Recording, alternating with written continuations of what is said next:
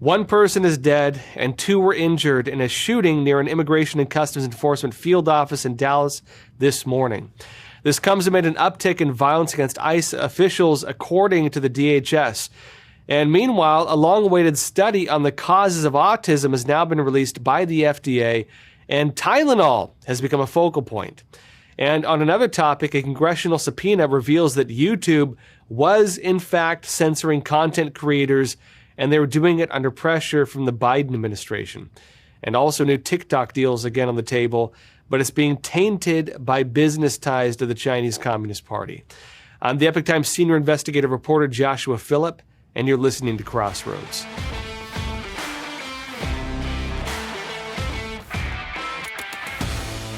Welcome to Crossroads. Several people were shot at an ICE field office in Dallas. That's just this morning, according to Homeland Security Secretary Kristi Noem. Now, she posted on X saying there was a shooting this morning at the Dallas ICE field office. Details on this are still emerging, she says, but she says we can confirm there are multiple injuries and fatalities. So, terrible stuff. She says the shooter is deceased by a self-inflicted gunshot wound. Well, we don't know the motive yet. What we do know is that our ICE law enforcement is facing unprecedented violence against them. She says it must stop. Pray for the victims and their families.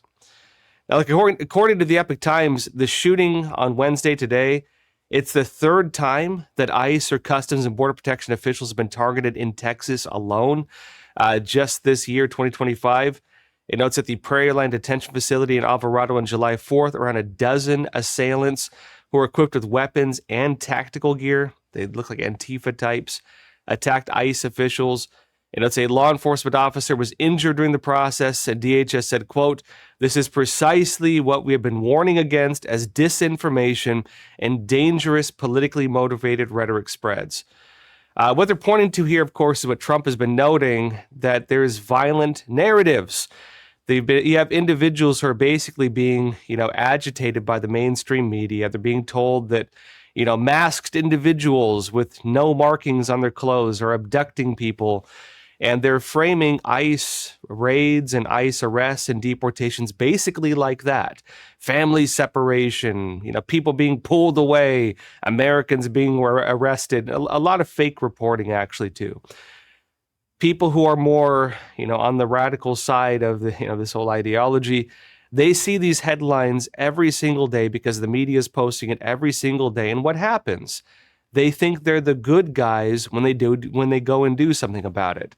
The media has convinced them of an inverted moral standard where they think things like this are justified. And what's happening now is people are taking action with it. If you were to ask my opinion, I'd say that online algorithms, social media, the whole kind of tribalist thing you see breaking apart with different media, organizations, this is making it worse as well, because what happens with these individuals? What you're shown on social media is reflective of what you search for. So if you're on Instagram or TikTok, for example, and you're always looking for one particular narrative, that's all you're going to see. And so if somebody's only interested in, far left politics and radical rhetoric and those types of organizations, the algorithm, the information you're shown on the internet, on social media, is going to reflect that. If in addition to that, their friend group is one of these radical organizations, it means their social environment is also kind of working as an accelerant on those narratives. And what that means basically is people are being radicalized. They're being radicalized by these media, spreading all these fake stories, and people are digesting it every single day, following it nonstop. And then you get things like this.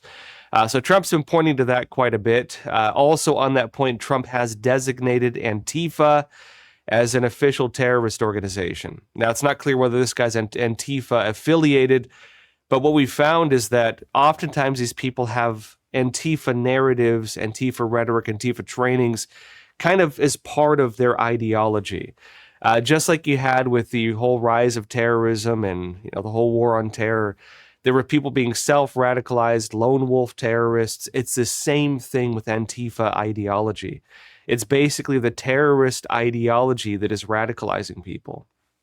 Now, on top of this, also, The timing is interesting because Governor Gavin Newsom in California, he signed the No Secret Police Act, and that's a very big deal. What that act does, it requires federal agents to not wear masks. They're not allowed to cover their faces. Now, the DHS responded to Gavin Newsom passing that, stating, quote, "Our ICE officers are facing a more than 1,000% increase in assaults against them, including vehicles being used as weapons towards them, running people over, and doxing campaigns where federal officers and their families are being targeted." They note that when our heroic law enforcement officers conduct operations, they clearly identify themselves as law enforcement while wearing masks to protect themselves from being targeted by highly sophisticated gangs like Tren de Aragua and MS-13, criminal rings, murderers, and rapists. They say our ICE officers wear vests marked with ICE/ERO or Homeland Security, and it says they are flanked by vehicles marked with the name of the department. In other words, the narrative you have coming out saying, why they should not wear face masks is the media and kind of this far left rhetoric is stating that masked individuals with no identification are basically abducting people and deporting them. That people are being pulled off the streets by masked individuals, thrown into unmarked vehicles, and then going who knows where. And this is being framed as like a Gestapo criminal operation that, you don't know who these people are and they're abducting people. That's how the media is framing this. The reality is different, though. Now they're covering their faces because they're facing personal attacks and targeting when people are murdering them, shooting at them, doxing them, listing their home addresses, harassing them at their hotels, and you have a 1,000% increase of attacks against them. But they do have markings demonstrating who they're from, right? Again, ICE or, whether they're Homeland Security or whatever else. They're not unmarked as the media has been claiming. On that point also, I would actually question what the impact would be of forcing them to show their faces. Their face is not going to identify them as Border Patrol. Their face is not going to identify them as Homeland Security. The only thing showing their face will do is allow this whole, cancel culture machine to target them individually. That is the only effect you will have if you force them to show their faces. And so, of course, Homeland Security is noting this. They're saying, look, we're not going to do this because you just tell us we have to. We're not going to let you allow your people to target these officers and their families when they're being literally killed. That's not going to happen. And so that's the message being sent. I would say, again, the only effect that would have and the only real motivation would be to use the threat of violence against these officers and their families as a way to dissuade them from doing their jobs. I think that's the only motivation you would have for forcing them to show their faces when they're being attacked like this. Because, again, the only reason they hide their faces is because they're being targeted, killed, threatened, and everything else. And also, I think that after Trump has designated Antifa a terrorist organization, you're probably going to have more stuff like this.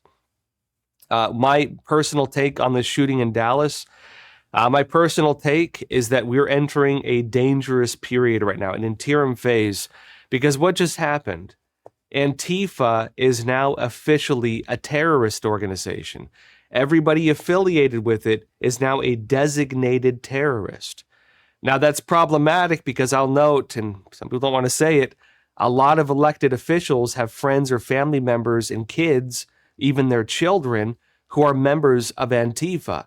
A lot of college professors are members of Antifa. A lot of elected officials have even publicly said that they agree with Antifa rhetoric. Designated Antifa a terrorist organization is basically going to implode the entire far left of the United States. It's that prevalent because the media was promoting it for a very long time, right? The mainstream media was promoting it. What's going to happen now? Not everyone's going to pop off like this, but some of them will. Hopeless individuals, people who think, well, geez, they're designated as a terrorist. Your choice is Guantanamo Bay or just end your life, and they're choosing ending their life and taking people with them. You're going to have more of this until they rapidly act to dismantle those networks, rapidly act to go after these far left terrorists. And it does seem that's what's happening now. I will also say, in addition to this looks like a copycat attack of the assassination of Charlie Kirk. Someone using a sniper rifle. Again, we don't know much about the rifle or anything else. We do know they say it was a sniper, meaning shooting from a hidden location, killing officers until they're found and taken out. This is a copycat, it seems, of that. And unfortunately, if that becomes the new modus operandi of these far-left terrorists, that's a big threat. That will also probably incentivize Donald Trump to deploy National Guard to further protect ICE officers and federal officers, because now there's a clear danger to them. The timing for Gavin Newsom, forcing them to show their faces right with this, could not be worse for the left. That's going to blow up in their faces, I think, like politically. We'll see where it goes, but this is where it's at. Now, that said, I want to jump into some other topics. In other news also, the long-awaited study on the causes of autism has now been released. The Food and Drug Administration, the FDA, declared that acetaminophen, which is in Tylenol, right? It's one of the main things in Tylenol. It can cause autism in children if their mothers take it often when they're pregnant. So in other words, it's like you take it once and your kid has autism. You got to kind of take it a lot. Now, this is the official notice from the FDA commissioner. This is Martin Makey. He said in recent years, evidence has accumulated suggesting that the use of acetaminophen by pregnant women may be associated with an increased risk of neurological conditions such as autism and ADHD in children. It says some studies have described that the risk may be most pronounced when acetaminophen is taken chronically throughout pregnancy to childbirth. The woman takes it pretty often. Maybe you take it every night, or I don't know, maybe once a week. I don't know how often, but pretty often, like you take it one time. They add that these concerns may be magnified by the fact that a very young child's liver may still be developing, and thus the child's ability to metabolize the drug may be limited. To be clear, while an association between acetaminophen and autism has been described in many studies, which we'll get into, it says a causal relationship has not been established, and there are contradictory studies in the scientific literature. I'll briefly note that one problem you have in scientific literature is that you often have special interest among the doctors and scientists themselves. Like the guy works for like the company or something like that. There's a lot of that going on. Scientific literature in general, but especially with medicine, is often tainted by special interest, and often tainted as well by the fact that some medical journals just won't publish information if it goes too hard against like the established narrative. It's a big problem with these industries, and they are industries. They add here, though, as well, quote, the association is an ongoing area of scientific debate, and clinicians should be aware of the issue in their clinical decision-making, especially given that most short-term fevers in pregnant women and young children do not require medication. You probably don't need to be taking Tylenol. And in America, too, a lot of people treat Tylenol as like not a major medication to take. It's kind of like the just whatever medication. It does have an effect, apparently. Now, they say this as well, in the spirit of patient safety and prudent medicine, clinicians should consider minimizing the use of acetaminophen during pregnancy for routine low-grade fevers. This consideration should also be balanced with the fact that acetaminophen is the safest over-the-counter alternative in pregnancy among all these, treatments for this. They note that aspirin and ibuprofen have well-documented adverse impacts on the fetus. So it is known that it does affect your infant while you're pregnant. Now, Epoch Times also did some follow-up reporting on this. They said the Food and Drug Administration, the FDA, notified doctors on September 22nd that using acetaminophen during pregnancy, quote, may be associated, not is associated, but may be associated with an increased risk of neurological conditions. Now, let's say a spokesperson for Kenvue, parent company of Tylenol's manufacturer, told the Epoch Times in an email, quote, we believe independent sound science clearly shows that taking acetaminophen does not cause autism. This is the company, right? This is the company that does it. They say, we strongly disagree with any suggestion otherwise and are deeply concerned with the health risk this poses for expecting mothers. Like on the side of the company that's behind Tylenol, They are like the safest over-the-counter drug for this type of stuff. The problem you're going to have with that is basically if a mother has a headache or something like that, you got to deal with it basically if you can't take this stuff. Now, notes as well that multiple studies have found that acetaminophen during pregnancy can, in fact, increase the risk of autism, a disorder marked by symptoms such as difficulty communicating, difficulty processing change, and attention deficit hyperactivity disorder, ADHD, including a review of 46 prior studies published in August. In other words, there is, in fact, a lot of science saying, yeah, this stuff causes autism in kids if you're taking it while you're pregnant.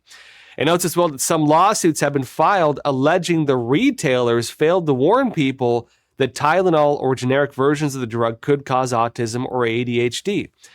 Remember why that's important, right? The Trump administration just made it so that advertising for like drugs and pharmaceuticals, if they're advertising on TV or whatever else, they have to show all of the adverse effects, all the side effects. They show you quite a few, and they're oftentimes pretty crazy, right? Like may cause suicidal ideation, may cause like homicidal ideation. Like how does a drug cause that? They have to start telling you everything these drugs do. And even that stuff that we regard generally as safe has side effects, including Tylenol. And so they're noting that maybe there needs to be more warnings on this. The timing of this is important because, people weren't warned about that. There is, in fact, scientific studies showing, in fact, that Tylenol can cause this. Now, notes as well, a federal judge in 2023 handling a number of those suits determined that people proposed as expert witnesses by plaintiffs had not provided scientific evidence behind the claims and barred the people from testifying. They couldn't even testify. And based on that order, the judge dismissed the case. So again, the Tylenol company, they're noting that basically there's not strong enough evidence to suggest that this is the case. The Trump side is saying, well, there is scientific evidence. It's true that, in terms of like being taken before a court, it was tossed out by the judge or people weren't allowed to testify. But if people are not allowed to testify, how do you have an actual judgment? That's the question. We're going to have to see what comes out from this in terms of the causes of autism. This is probably the beginning of this, very far from the end. President Trump and HHS Secretary RFK Jr., they've been working pretty broadly to expose problems with the pharmaceutical industry. This includes problems with media and advertising. This includes problems of, even scientific studies being tainted by special interest. It includes a kind of two-way street between the, FDA and government branches that regulate this stuff and people working in the companies because they tend to go back and forth. There's a lot of special interest. There's a lot of overlap, and there's a lot of concern that special interest and overlap is tainting the willingness to state the truth, that we're not being told the truth because there's special interest. Now, meanwhile, it turns out that YouTube was, in fact, censoring content creators. I could have told you that because, of course, Crossroads is censored. And they were also doing this under pressure from the Biden administration. That's the big reveal on this. It turns out they were being pressured by the former administration to censor content that they didn't like. And they were doing it pretty broadly. It wasn't just YouTube. It was Twitter, now known as X. It was Facebook. It was Google. And yes, it was YouTube. Now, this actually came out on the YouTube side during a congressional subpoena, and Google is now saying it's going to roll back some of this censorship. Now, we'll see how broad they roll it back. They say they're going to restore channels that were booted off the platform for political reasons. I'd briefly add to that censorship is a lot more than just people who are kicked off. It's people demonetized and everything else. Hopefully they end all censorship. We'll see how far it goes. Representative Jim Jordan said this. He's, of course, chairman of the House Judiciary Committee. He said senior Biden administration officials, including White House officials, conducted repeated and sustained outreach to Alphabet, the company behind Google and YouTube, of course. And instead it pressed the company regarding certain user-generated content related to the COVID-19 pandemic that did not violate its policies. And remember what I did at the beginning of all of this? Well, I did the big documentary tracing the origins of the Wuhan coronavirus, now known as COVID-19. And that was the start of it all. And notes that while the company continued to develop and enforce its policies independently, Biden administration officials continued to press the company to remove non-violative user-generated content, videos and content people were creating on a platform basically dedicated to that. And it said as online platforms, including Alphabet, grappled with these decisions, the administration's officials, including President Biden, created a political atmosphere that sought to influence the actions of platforms based on their concerns regarding misinformation, false information. And to be fair, look, President Donald Trump is also now saying that misinformation is like a threat and so on. Because misinformation related to his policies is causing people to go out and shoot people and kill people. So misinformation is a concern. The problem is, how do you decide who's telling the truth and who isn't, right? Now, they note this as well, though. The company, again, Alphabet or YouTube, the company terminated channels for repeatedly violating its community guidelines on elections, integrity, content through 2023, and COVID-19 content through 2024. A fancy way of saying, if you were talking about election fraud, if you were talking about all the things Trump was talking about, which most conservatives were, you were probably censored, you were probably affected in some way. And anybody saying anything about COVID-19 through 2024, basically the 2024 elections, and Donald Trump coming into office, anybody talking about that was probably also impacted if you did anything that questioned the prevailing narratives. They note that, quote, today, YouTube's community guidelines allow for a wide range of content regarding COVID-19 and elections integrity. You can talk about some, but not all. They note that reflecting the company's commitment to, quote unquote, free expression, laugh out loud. YouTube will provide an opportunity for all creators to rejoin the platform if the company terminated their channels for repeated violations of COVID-19 and elections integrity policies that are no longer in effect. I would raise some concerns with this personally. Because look, they're saying they're going to restore some channels that were kicked off the platform that repeatedly violated these, standards on election integrity and so on. But they say they're only going to restore the ones that violated policies that are no longer in effect, meaning there are still some policies in effect. And some of them, again, we don't really even know the full extent of them. I can say with Epic Times, they censored all of our channels simultaneously, and they never even told us the reason. They said one of our channels violated their content policies, and because one of our channels, they wouldn't tell us which one, they wouldn't tell us what it violated. Because one of them violated it, they censored all of our channels. That's what they did to us.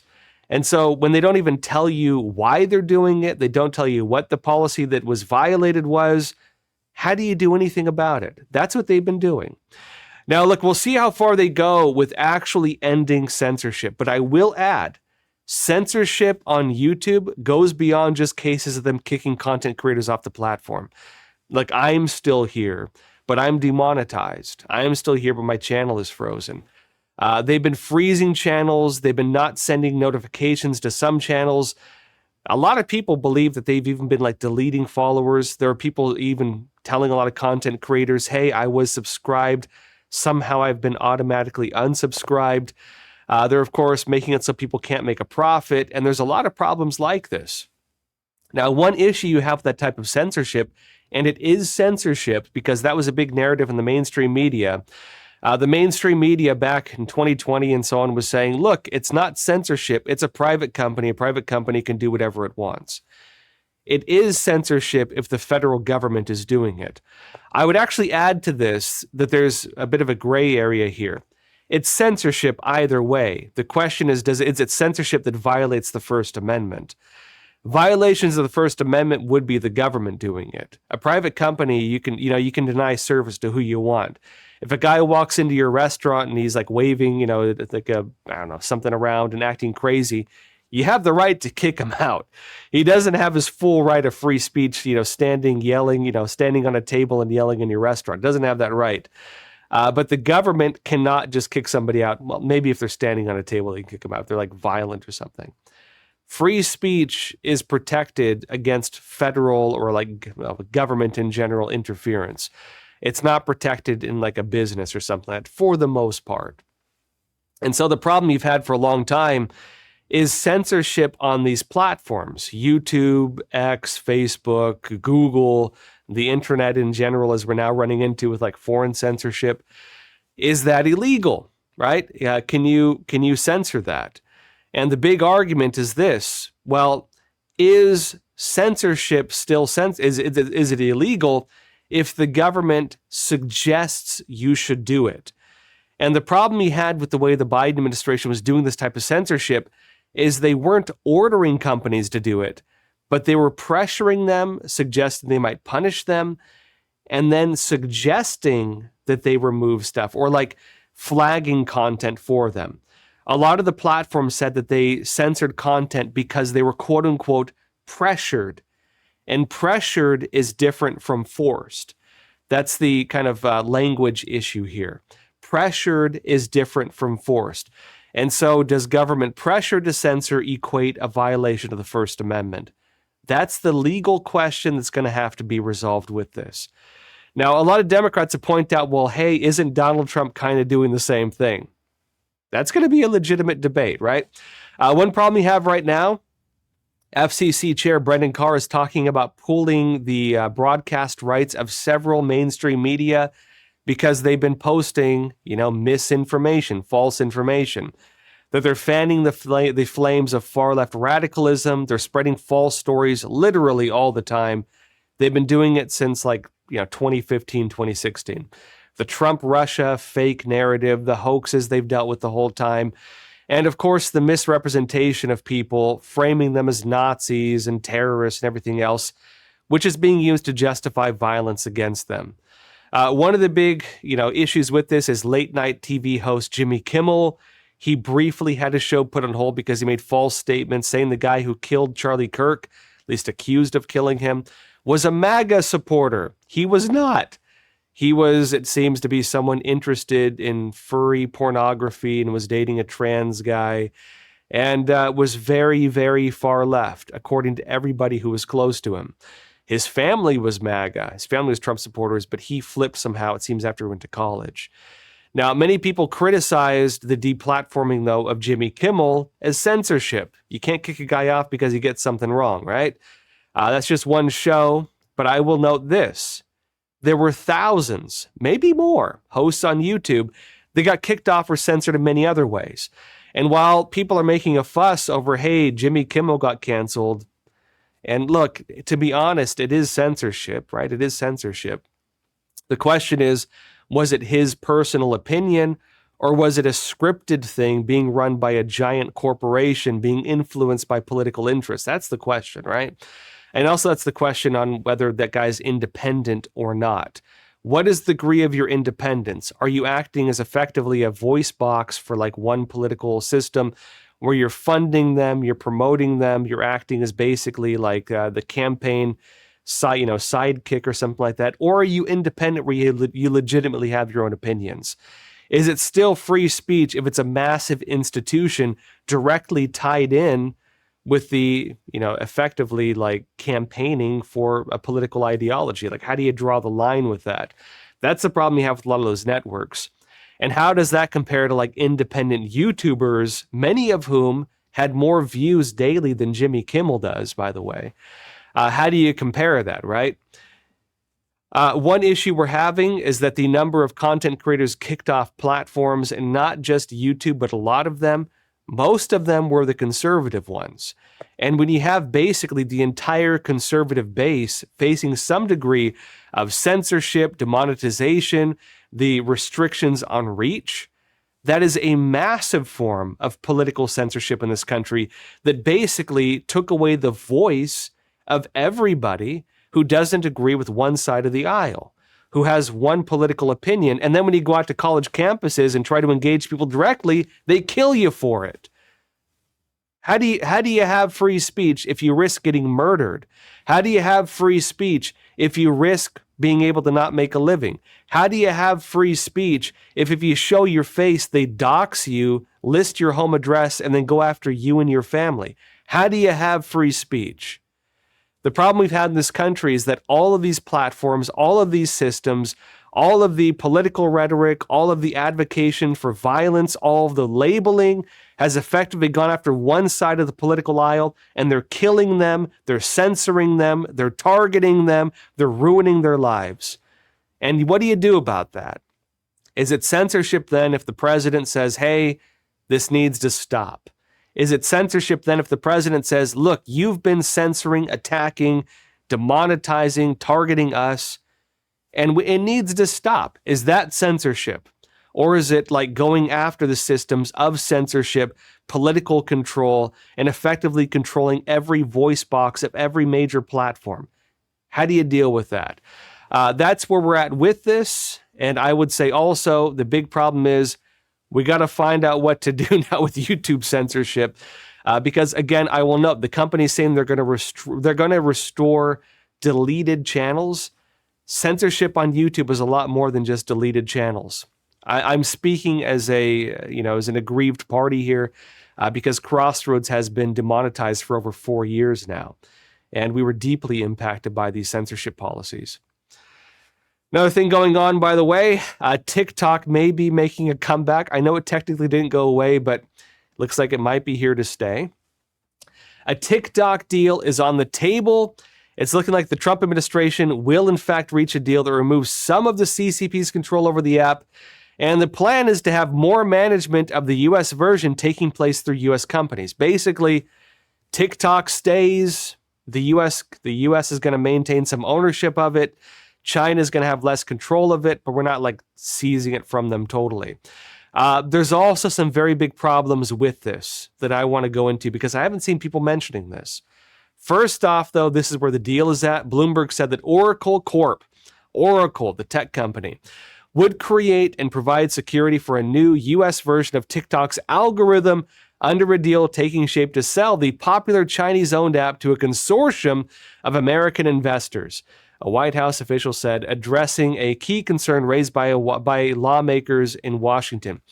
And it's the arrangement outlined by the White House official in a statement Monday seeks to ensure that the American buyers control TikTok's recommendation software in the U.S. following a divestiture by its Chinese parent, ByteDance. ITD owners of the U.S.-based TikTok would lease a copy of the algorithm from ByteDance that Oracle would then retain from ground up, according to the official. Notably, the former head of ByteDance made a public declaration saying that he would serve the interests of the Chinese Communist Party and of Xi Jinping, including using all of his companies to support Xi Jinping ideology. So ByteDance is heavily tied in with the CCP, and even in a public declaration, a public self-criticism under pressure from the CCP, declared that he would use his company to support the Chinese Communist Party and its agendas. We'll see how tightly they're tied in with that, right? But it says this: data from U.S. users would be stored in a secure cloud managed by Oracle with controls established to keep out foreign adversaries, including China, the official said. So Oracle is going to keep U.S. data in a way that China allegedly cannot access. We'll see how that goes, and I'll note why it's a problem. And it's that Beijing-based ByteDance would not have access to information on TikTok's U.S. subscribers, nor would it have any control over the algorithm in the U.S. Why is that an issue? Well, let me tell you something that most people are not telling you. The problem is that even many U.S. tech companies have ties to the Chinese Communist Party. Many major U.S. tech companies have ties to the Chinese Communist Party's big data systems. Many major U.S. companies have even been involved with massive programs of state surveillance and repression, including human rights abuses in China. U.S. companies. And it turns out that Oracle is among them, at least in terms of like data sharing and surveillance. This actually came out a few years ago. I'm not the first one saying this going back several years. It's not really being brought up right now. But this actually started, at least the public criticisms and concerns on this, when Oracle was first looking to take over TikTok's U.S. operations as part of the discussions when the TikTok ban was first going through under the Biden administration. Remember, the ban on TikTok actually was bipartisan. Republicans in Congress and Democrats in Congress agreed to have TikTok banned in the U.S. President Biden at the time signed off on it. It went to the Supreme Court. The Supreme Court agreed, yeah, you can ban TikTok. Trump is the one who stopped it. But during that time, and of course with the intent of having the U.S. take it over. But this is from The Intercept in 2021, raising the concerns over Oracle looking to buy it. The Intercept 2021, how Oracle sells repression in China. And they say, in its bid for TikTok, Oracle was supposed to prevent data from being passed to Chinese police, like they're saying they're going to do now. And they said, quote, instead, it's been marketing its own software for their surveillance work. And it says this is, again, them saying this, quote, police in China's Liaoning province were sitting on mounds of data collected through invasive means, financial records, travel information, vehicle registration, social media, and surveillance camera footage. To make sense of it all, they needed sophisticated analytic software. Enter American business computing giant Oracle, whose products could find relevant data in the police department's disparate feeds and merge it with information from ongoing investigations, assisting China's Stasi to target everybody. It says, so explained a China-based Oracle engineer at a developer conference at the company's California headquarters in 2018. It says slides from the presentation hosted on Oracle's website begin with a case outline listing 4 Oracle products used by Liaoning police to do criminal analysis and prediction pre-crime. It says one slide shows Oracle software enabling Liaoning police to create network graphs based on hotel registrations and track down anyone who might be linked to a given suspect. It's another shows the software being used to build a police dashboard and create security case heat maps. Apparent pictures of the software interface show a blurred face and various Chinese names. It notes as well the concluding slide states the software helped police, past tense, whose data sets had been incomprehensible, more easily trace the key people, objects, events, and identify potential suspects, which in China, it says, often means dissidents. People being accused of political crimes or religious crimes. How dare you believe in God? It says this, in at least 2 cases, the documents imply that provincial departments used the software in their operations. One is the slideshow story about Liaoning province in China. The other, it says, is an Oracle document describing police in Shanxi province as a client in need of an intelligence platform. It says Oracle also boasted that its data security services were used by other Chinese police entities, according to the documents, including police in Xinjiang. Why is that problematic? Well, in Xinjiang, it says here, the site of a genocidal movement against Muslim Uyghurs and other ethnic groups. The Chinese Communist Party has one of the most invasive and persecutory systems of surveillance the world has ever seen in Xinjiang, and is using it to kill people, harvest their organs, and even enslave them. Being involved in any way in that, I would say personally, is problematic, in my opinion. It notes this as well. In marketing materials, Oracle said that its software could help police leverage information from online comments.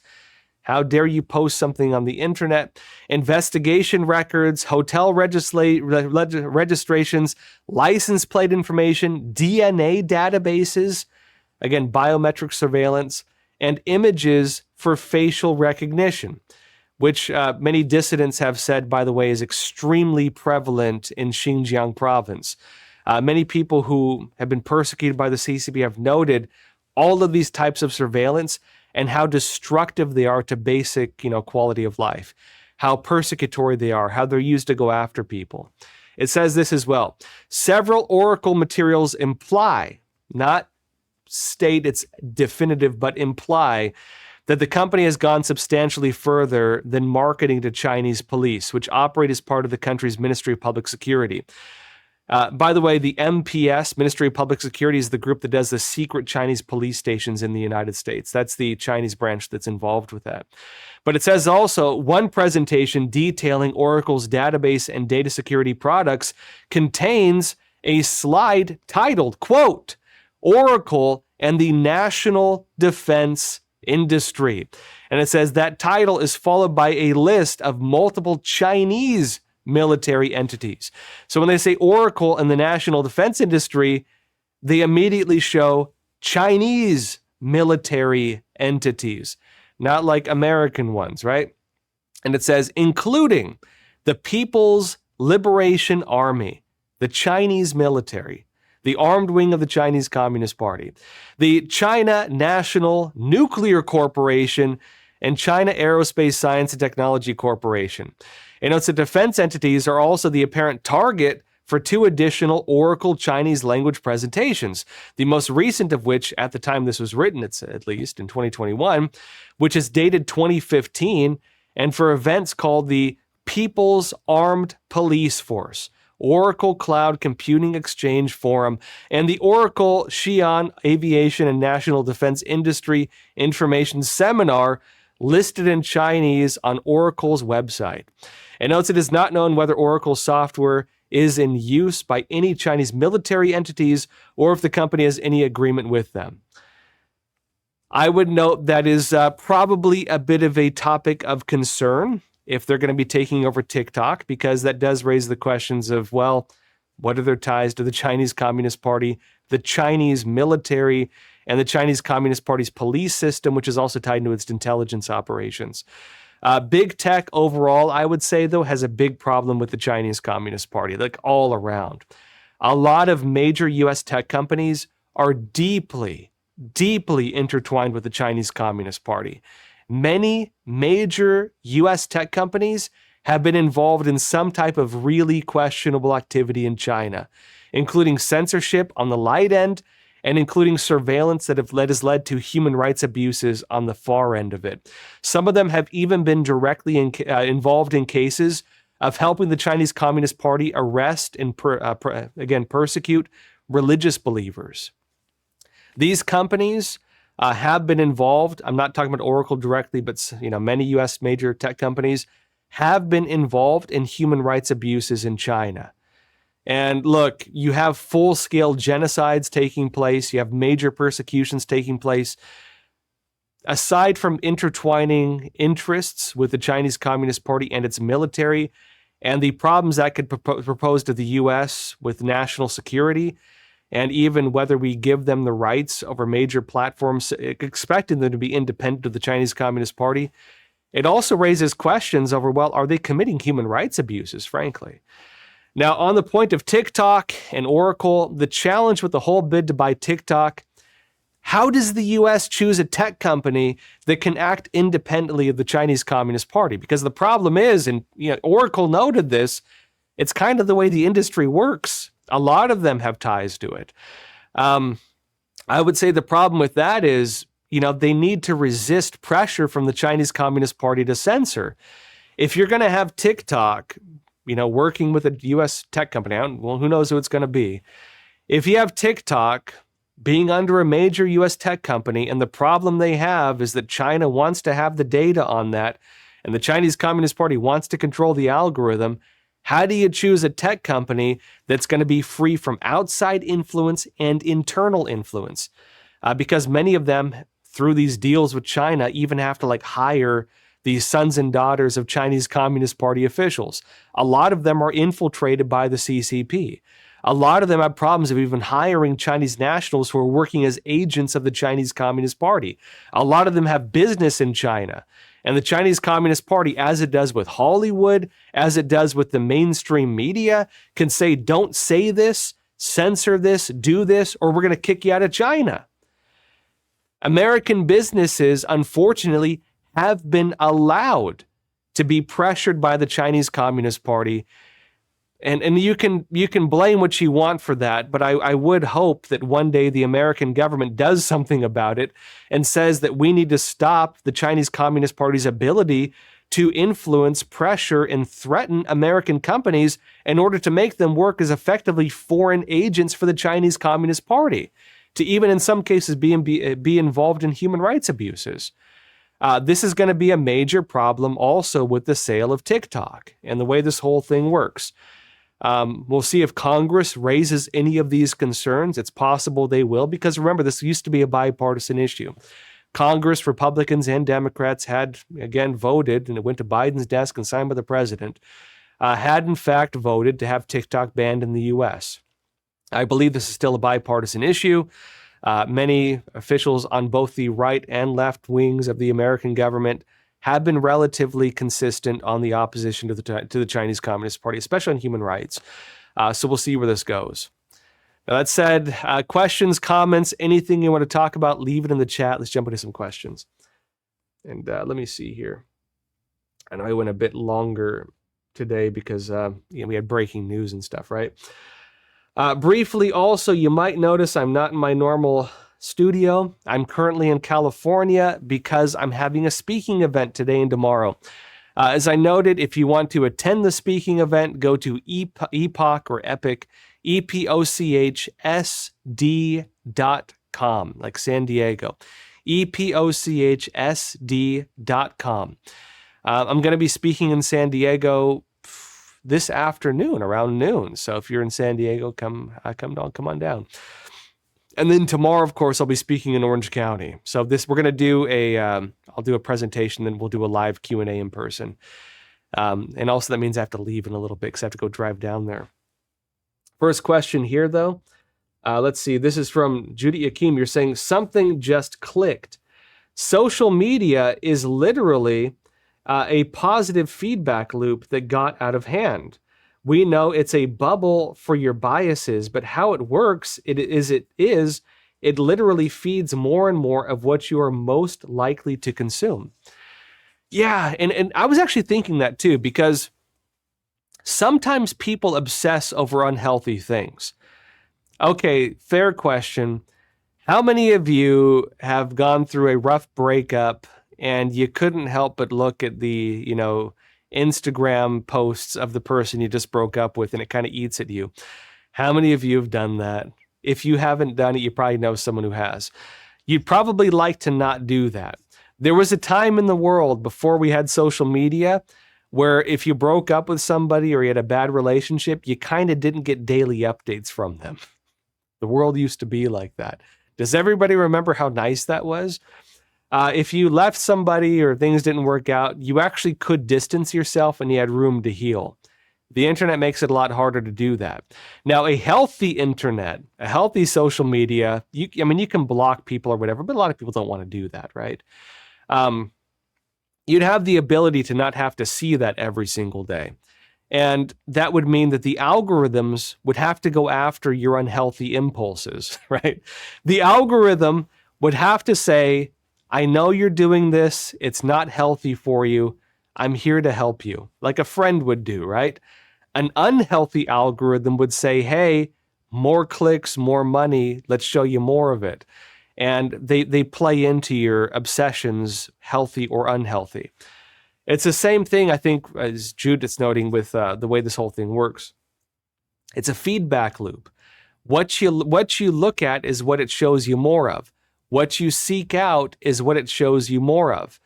And if you're a person who seeks out good things, you're going to see more nice things. You're going to see more good things. If you're a person, you have a bad day and you seek out something bad, it's going to show you more and more of that. The problem you have is people get stuck in things. So, for example, a kid who maybe has suicide ideation is going to start getting shown a lot of that. That's a big problem with TikTok, by the way. It's been raised. You're going to see self-harm content. If you're obsessed with a political narrative, you're going to be bombarded with it. If you're obsessed with a certain identity, or you're obsessed with trying to analyze, do I have a mental health problem? You're going to be bombarded with things trying to convince you, do you feel sad sometimes? Do you feel happy sometimes? You might suffer from this disorder or that disorder. Do you wake up in the morning and go to bed at night? Well, you might have this disorder. They say everything's a disorder these days. And you get kids like self-diagnosing, and they get pulled into this like constant mental health obsession, like constant. And they think they have every mental health problem in the book, and they start identifying themselves by like, what mental health issue do I have? Like they're collecting badges on a vest or something, right? It leads to unhealthy things. You also have the problem where people get pulled into like tribalist camps. You get the normal camps, Republican, Democrat in America or whatever else elsewhere, but you get like really minor camps like Antifa and things like that. You can get pulled into really minor ones. And what happens is people being just constantly on the internet. People are on the internet like 9 hours a day, right? A lot of us work on the internet. A lot of us are just constantly looking at it. And the problem you have with that is it means you're constantly being shown narratives from a smaller and smaller, set of data effectively, because it's pinpointing the things you obsess over. That can lead to good things in some cases. It can lead to very bad things in other cases. And so, I think it is problematic. But how do you balance it, right? It's the way that these algorithms work. I kind of miss the old pre-algorithm internet. A lot of people reminisce about early social media. The problem that came about is you have a lot of like scammers and businesses that just started abusing it. And there was a battle over how you kind of filter out the noise. The problem you have with filtering out the noise is, ironically, the noise won. The noise won. And most of what you see now is just AI and corporations and a bunch of garbage nonsense. That's the way the internet's gone. Crash Bandit, you're saying they claim to be the one on the right side of history. Seems to be a common talking point. Yeah, you're talking about like Antifa and like the extreme left. It's ironic that people often operate on an ideological spectrum where they believe they're always doing the right thing. Even crazy tyrants often believe they were doing something for the greater good, right? Again, a lot of these like radical left-wing activists, like the Weather Underground, they probably believe that within their crazy ideology that, blowing up things and killing people, that they thought it was for the greater good. Communism would often say, you know what, you got to break a few eggs if you want to make an omelet. Sometimes you got to break a few 100 million eggs to not make an omelet, as we've seen with communism, right? But also, you see a lot of these individuals who believe that they're justified in carrying out acts of violence because they believe that they're the good guys. They think they're like V from Vendetta, right? Which they watch over and over again. Or they watch some of these movies that convince them that, they're Batman or something like that, fighting against the evils of the world. In my opinion, the problem you have is the idea of how do you define right and wrong? How do you define what is good and what is evil? If you have people whose idea of good and evil is not rooted in some kind of traditional belief, and I'm not trying to tell you go one way or the other or believe in one thing or the other, but if you're not rooted in some kind of traditional belief, your idea of good and evil is going to be a personal ideology. That works for some people. It really does not work for others. For some people, their idea of right and wrong is based on like really crazy things. Their idea of right and wrong is, if you say that I'm a man, you're right. If you say I'm a woman, you're wrong. And they believe that murder is justified if you say otherwise. For some people, they end up with like warped ideas of reality. They go crazy.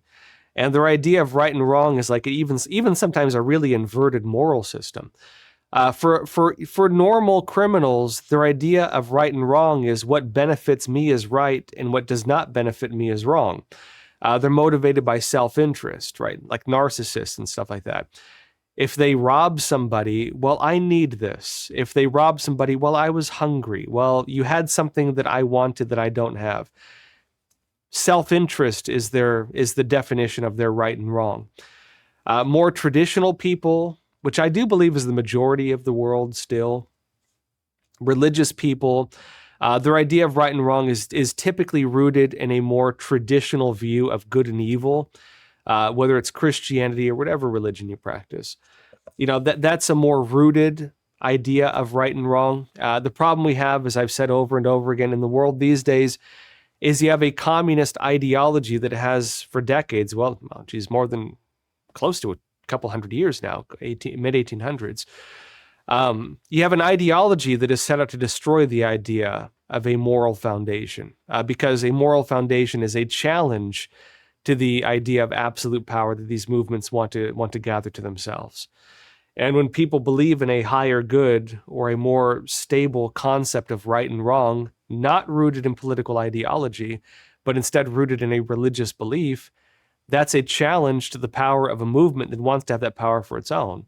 And you end up with crazy people like this who go and kill people because the politics told them to do it, right? And I think that's where we're at in this country right now.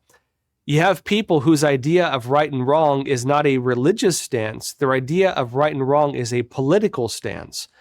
And unfortunately, as Donald Trump has been raising, the media is telling them every guy who's a conservative is a Nazi. The media is telling them that if you're MAGA, you're a far-right extremist. The former president screaming at the black and red background, the MAGA extremists are the problem in this country. Everybody who's come to believe that believes, what do you do against white supremacists? What do you do against extremists? What do you do against terrorists? What do you do against Nazis or people like that? Well, you do something against it, right? And so people who believe that they need to do something then take the law into their own hands and they do crazy things. And again, it's a problem because you could argue that Trump is kind of labeling the far left the same way that Biden labeled MAGA. But the question is, did MAGA represent what they said it was? And does Antifa represent what Trump says it is? I'd say MAGA did not represent what they said it was. MAGA, Make America Great Again, was not some crazy right-wing extremist psychopathic movement. It's most of the country, and it's mostly like religious people. By the way, the reports talking about the uptick in like right-wing violence, maybe I'll show you tomorrow. They've been skewing the data. They've been defining violence if like somebody writes a message somewhere saying abortion is evil. They equate that to violence. They equate language to violence. Whereas on the other side, Trump and so on is saying violence is like if you shoot somebody with a sniper rifle. It's a little bit of a difference between calling someone a name and shooting someone with a sniper rifle. On the far left, Antifa and so on, you have entire movements that are based on the idea of using violence to achieve a political goal, which is by definition terrorism. And so it's a false dichotomy. It's a false dichotomy. And I know that phrase is overused, but it really is. It's a false dichotomy, trying to equate MAGA with Antifa. Like they're not the same. It's like trying to say the lamb is the wolf. You know what I mean? One side is a murderous, psychopathic organization that very openly advocates for the use of violence. The other side is like, your grandma, with a little MAGA hat waving a flag or something like that. You have some guys who are kind of jerks, let's be honest, but it's not like, they're not violent. It's just free speech, right? And no, speech is not violence. Speech is not violence. That's where we're at, unfortunately. Seymour Butts, you're saying, when you become a designated terrorist, you no longer have the protection of the Constitution. Yeah, and it's something I've been kind of going back and forth with, right? Terrorism is a difficult issue because, that's why we had the Patriot Act, right? Under George Bush. If you're designated a terrorist, you lose many of your rights. Now that works, that works sometimes. And let me explain both sides of it. That works sometimes. It doesn't work other times, okay? What happened during the last 4 years of the Biden administration? They labeled conservatives, evangelical Christians, and Catholics, devout Catholics, as extremists. They labeled Trump supporters as extremists. And if you label people as extremists, maybe not as far as terrorist, that actually has legal implications. If you're labeled a far right extremist, which is it borderlines on a terrorist designation. If you're labeled as that, they can surveil you, they can censor you, they can arrest you, they can investigate you without like constitutional protections. You don't really have First Amendment rights. You don't really have protection against illegal searches and seizures. They can even like arrest you and detain you to some extent. Like Guantanamo Bay, for example. Even though I'm not saying they've used that against conservatives. They didn't go, and we're seeing now that they were doing this, right? We're seeing now that they were investigating people, they were surveilling people, they were censoring people, using that designation, using that narrative. Now, the other side of it, in the original intent with George Bush, at least what I believe was the original intent, was the fact that you have crazy terrorists looking to kill Americans because they hate us. And what do you do against people like that? Do you wait until they kill people? Do you wait until 9/11 happens before you arrest them? Or do you go after them before it happens? Well, hopefully you go after them before it happens, right? Well, how do you stop an attack before it happens? Yeah, you have to have pre-crime. Yeah, and that's the challenging thing. You have to look for signs that somebody might commit a crime, that somebody intends to commit a crime. And of course, the problem we have with that is you can't really go against somebody who has not committed a crime, right? You're guilty or you're not. And if you haven't done anything, you haven't done anything. How do you deal with the problem of terrorism then? That was always the problem. Well, they then justify the need to surveil people, to look for signs of radicalization, to look for signs that somebody might become a threat, that they might, take their car and drive it through a crowd or crash a plane into a building, right? They have to look for that kind of stuff. So they have to look at people who are being radicalized by an ideology. And there are people saying, well, Antifa is not a movement, it's an ideology. It's both. They have many organizations, they have financing, they have groups, they have trainings, but they also have an ideology. And again, it's just like with terrorism. It's all those things and it's an ideology. You had lone wolf terrorists, you had official terrorists. You have lone wolf Antifa guys, you have official Antifa guys. It's the same thing. And so, we'll see how they go after it, in other words. We can, I think, debate forever how you deal with the problem of terrorism and pre-crime. It's a problem I think the founding fathers didn't deal with because you didn't really have it at that time. But again, how do you deal with it, right? The Trump administration currently, they are going after Antifa. We'll see how much they do it because look, you have Antifa guys like as we speak protesting in front of ICE facilities. Like they're doing it literally as we speak. Like there's cases and videos going around of this happening all over the country. They're not going after him just yet. You could also argue like Trump just signed the designation. Like they just did it. They're not going to day one go and pull everyone off the streets. But we'll see how it goes. The other problem I would note is you're going to have an interim phase where this is probably going to be pretty dangerous because you have hopeless people who are now designated terrorists who are violent and crazy, and they might do things like we just saw in Texas. I don't know if the guy's motivated by Antifa. I'm making assumptions here based on a pattern. We don't actually know. I personally believe that is a likely case. We'll find out. But I will say at the very least, this is somebody who's been radicalized against ICE, it seems. All right, that said, everyone, I got to run because I got to go drive down to San Diego for the speaking event today. If you're in town, come say hi. That said, thank you so much for being here. We'll be back on again tomorrow, and I'll see you then. So as always, please take care of yourselves, stay informed, and stay free.